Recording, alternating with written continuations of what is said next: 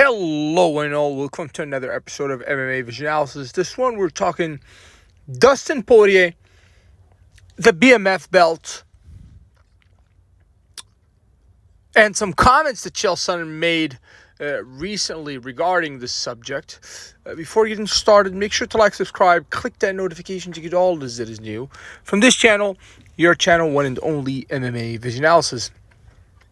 Seems like the Chael Sonnen is not the biggest fan, perhaps, of the BMF belt. He believes that if Dustin Poirier was to win that title, and he actually does end up retiring the night he faces Max Holloway, then that belt might as well just go with him. In all honesty, I have mixed feelings about the BMF title. I think it lost a bit of legitimacy, not just with the Max Holloway fight. Obviously, there were some things initially, like when Jorge Masvidal held it. But generally speaking, I think for me, it lost legitimacy just a tad bit when it was not included in that featherweight bout where Ilia Topuria defeated Max Holloway. Obviously, that belt should have 100% been included. I do understand Max Holloway's side with not including that belt, and it kind of tells you, the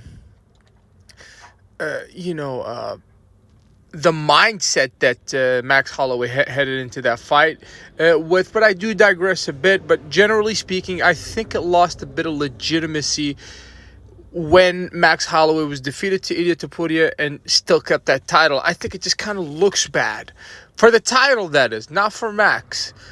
I do understand Max's position, but for the title, it kind of, it takes away from its legitimacy, sort of say. So, but then again, it's given us some of the funnest fights of recent memory, right?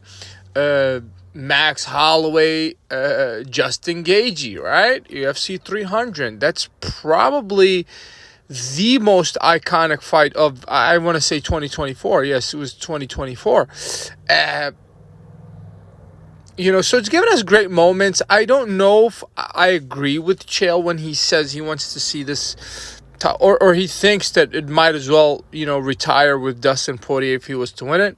I think I'm getting a bit ahead of myself here. Not discrediting Max Holloway here at all. But generally speaking, it's a real question if Dustin Poirier actually decides to retire after winning this belt. What happens to the belt? If you made it this far, appreciate you for sticking around. Please let me know what you think in the comments. Like, subscribe for more.